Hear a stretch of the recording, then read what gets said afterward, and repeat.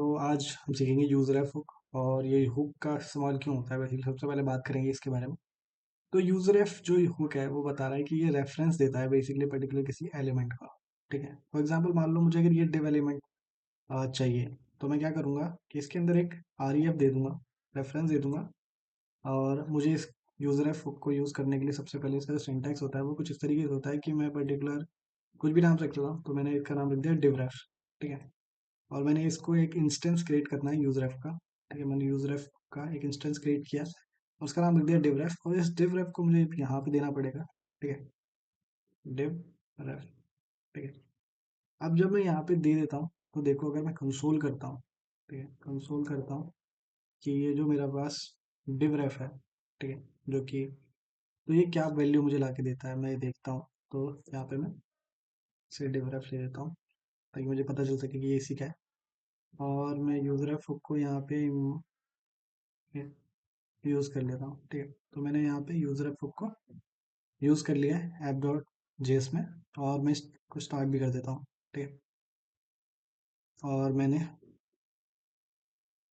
ठीक है, तो मैंने इससे स्टार्ट भी कर दिया। ठीक है, अब ये स्टार्ट हो जाएगा और हम यहाँ पे स्टार्ट करेंगे बेसिकली। तो मैं कंट्रोल शिफ्ट एन करके इग्निटो मोड पे स्टार्ट कर देता हूँ इसे, और ये स्टार्ट हो रहा है।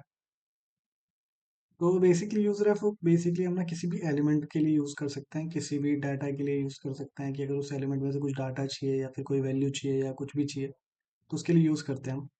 ठीक है, यहाँ पे एरर आ रहा है कि यूजर एफ जो डिफाइन नहीं है। तो हम क्या करते हैं, यूजर एफ को डिफाइन कर देते हैं पहले। कहाँ यूजर एफ, ये रहा। ठीक है, तो इसको यहाँ पे इंपोर्ट कर लेते हैं। तो यूजर एफ आई थिंक आ जाएगा। ओके, डिफाइन हो गया। ये भी सेव नहीं थी, कोई फाइल थी। ठीक है, ओके। अब बात करते हैं यहाँ पे आए, और यहाँ पे हमारे पास यू एलिमेंट आ रहा है जो कि उसमें यूजर एफ की जगह पे लिखा हुआ था। ठीक है, अब मैं div ref से कंसोल में देखता हूँ कि क्या आ रहा है मेरे पास। कंट्रोल शिफ्ट आई करता हूँ और कंसोल आ गया मेरे पास। और देखो मेरे पास एक ऑब्जेक्ट आ रहा है और इस ऑब्जेक्ट में देखो एक करंट है। ठीक है, अब ये करंट क्या होता है। ठीक है, करंट ना हमें पूरा ये ऑब्जेक्ट मतलब ये जो भी पूरी डिव है ना, ये पूरा डिव हमारे पास होगा और इसके अंदर सिर्फ एक ही होता है। डिव रेफ के अंदर मतलब कोई भी अगर यूज रेफ का इंस्टा बनाते हैं तो उसके अंदर करंट वैल्यू होती है। ठीक है, और करंट के अंदर ही सब कुछ होता है। ठीक है, तो अगर मैं करंट में करूंगा लॉगिन तो देखो मेरे पास एक पूरा डिव एलिमेंट आ रहा है।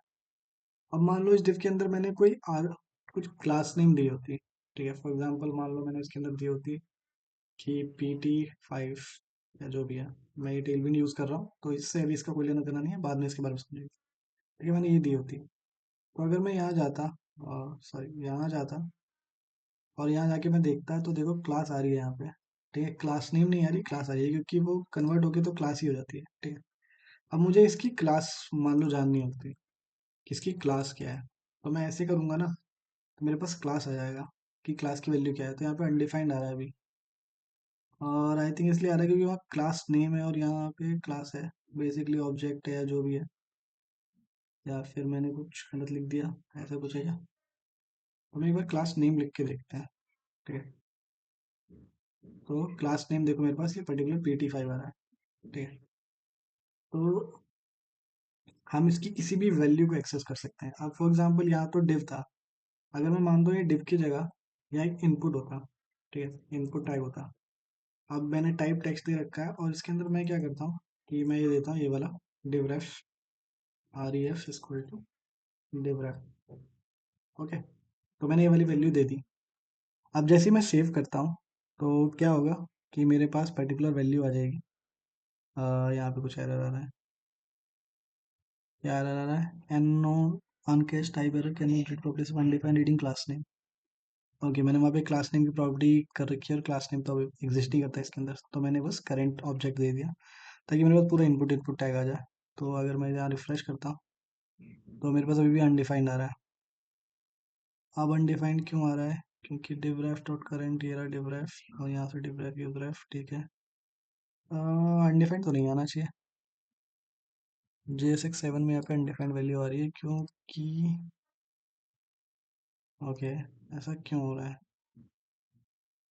ठीक है, divref डॉट करेंट में कोई वैल्यू नहीं आ रही हमारे पास, ऐसा क्यों हो रहा है। तो मुझे भी समझ नहीं आ रहा कि ऐसा क्यों हो रहा है, कि मतलब अनडिफाइंड तो नहीं आनी चाहिए थी वैल्यू, ऑब्जेक्ट आना चाहिए था। एक काम करते हैं, डिफरेंस दोबारा से डिफरेंस करते हैं, कंसोल करते हैं, और ये हमारे पास करंट आ रहा है। ठीक है, अब करंट आ रहा है हमारे पास, पहले नहीं आ रहा था। ठीक है, अगर मैं अब डॉट करंट करता हूँ और दिखाता हूँ तो मेरे पास इनपुट पूरा एलिमेंट आ रहा है। ठीक है, ये वाला एलिमेंट आ रहा है। अब इसकी अगर मुझे पर्टिकुलर टाइप वैल्यू चाहिए तो मैं डॉट करके टाइप ले सकता हूँ। ऐसे आप कोई भी वैल्यूज जो है ना वो ले सकते हैं। अब इसके अंदर एक चीज़ होती है, एक मेथड होता है, फंक्शन होता है। ठीक है, जिसमें हम क्या करते हैं, फोकस कर देते हैं। तो क्या होगा कि अगर मैं इसको कॉल करूंगा ना तो क्या होगा, ये फोकस हो जाएगा। जो मेरा इनपुट एलिमेंट आ रहा होगा ना, ये वाला, ये फोकस हो जाएगा। लेकिन अभी हम इसको कंसोल में कॉल कर रहे हैं तो इससे कोई मतलब नहीं है। तो हम क्या करेंगे, इसकी जगह पे एक बटन बनाएंगे और उस बटन पे ये चीज़ डालेंगे। ठीक है, तो मैं रिटर्न के अंदर ये चीज़ लिख देता हूँ, और अब यहाँ पे एक नीचे बटन बना देता हूँ। तो मैंने बटन बनाया और बटन के अंदर मैंने लिख दिया क्लिक। ठीक है, अब इसके अंदर मैंने ऑन क्लिक करने पे बेसिकली करना क्या है, मैंने हैंडल क्लिक कर दिया, एक फंक्शन बनाया, और इस फंक्शन को मैं यहाँ पे कॉल करने वाला हूँ। पर यहाँ पे एक दिक्कत है, देखो यहाँ पे एम्प्टी फ्रैगमेंट जो है ना वो अप्लाई कर देते हैं। ठीक है, इससे क्या होगा, क्योंकि इसका जो मेन एलिमेंट नहीं है और हम सिर्फ एक ही जो है एक ही एलिमेंट को यहाँ से भेज सकते हैं। ठीक है, तो इस चीज़ के लिए हमें यहाँ पे फ्रैगमेंट्स देने पड़े। अब जो दूसरा चीज़ है कि हमें यहाँ पे एक फंक्शन बनाना पड़ेगा, हैंडल हैंडल क्लिक। ठीक है, तो इस फंक्शन में हमें करना क्या है, हम वही करने वाले हैं, फोकस करने वाले हैं। ठीक है, तो बेसिकली करेंगे क्या, हमारे पास डिव रेफ है, डिव रेफरेंस है। ठीक है, डॉट करंट हमारे पास एक एलिमेंट है, मतलब ऑब्जेक्ट है, उसके अंदर ही हमारी वैल्यूज है। तो हम यहाँ पे फोकस करेंगे। फोकस फोकस करने से क्या होगा कि जब भी मैं इस बटन को क्लिक करूंगा ना तो वो जो इनपुट वाला होता है ये फोकस हो जाएगा। ठीक है, देख रहे हो। ओके, अभी ये नहीं है, जैसे मैं क्लिक किया फोकस हो गया। अगर मैं हटा देता हूँ फिर क्लिक, और ये फोकस हो रहा है। ठीक है, तो ये हो सकता है। और भी एक काम मैंने देखा है चैट, उससे क्या नाम है, मतलब एक चैट एप्लीकेशन बना रहा था मैं। तो चैट एप्लीकेशन में क्या होता है कि जो हमारा जो मैसेज होता है, ठीक है, कोई भी नया मैसेज जब भी आएगा, जब हम चैट एप्लीकेशन बनाएंगे तो उसका यूज़ करके देखेंगे। ठीक है, तो जब भी हमारा कोई नया मैसेज आएगा तो बेसिकली वो तो नीचे पड़ा रहेगा। मान लो बहुत सारे मैसेजेस हैं तो कहीं ना कहीं नीचे पड़ा होगा। ठीक है, अब उसको हमें बार बार ऊपर लेके आना है। ठीक है, तो हम क्या करेंगे, एक नीचे उसके एक डिप बना देंगे। ठीक है, और डिप बनाकर हम उसकी वैल्यू को रेफरेंस के थ्रू बार बार ऊपर स्क्रॉल करते रहेंगे। ठीक है, कि जैसे ही नया मैसेज आए तुम उसे स्क्रॉल कर दो। ठीक है, तो उसे करेंगे। तो जब चैट एप्लीकेशन बनाऊंगा तो उसके अंदर ये मेथड भी दिखाऊंगा। ठीक है, तब तक के लिए इतना काफ़ी है डिव रेफ के बारे में जानने के लिए, कि इसके अंदर पर्टिकुलर एक पूरा हम जो भी एलिमेंट के ऊपर हमने लगा रखा होता है वो एलिमेंट हमारे पास आ जाता है। तो वो फ़ायदा होता है। ठीक है, बाकी इतना ही है। Thank you guys, thanks for watching. और इसके बाद पढ़ेंगे टेलविंड सीएसएस, वो भी काफ़ी अच्छी चीज़ है और मोस्टली मतलब यूज़ होती रहती है। तो उसको पढ़ोगे तो ज़्यादा मज़ा आएगा। ठीक है, thank you guys, thanks for watching.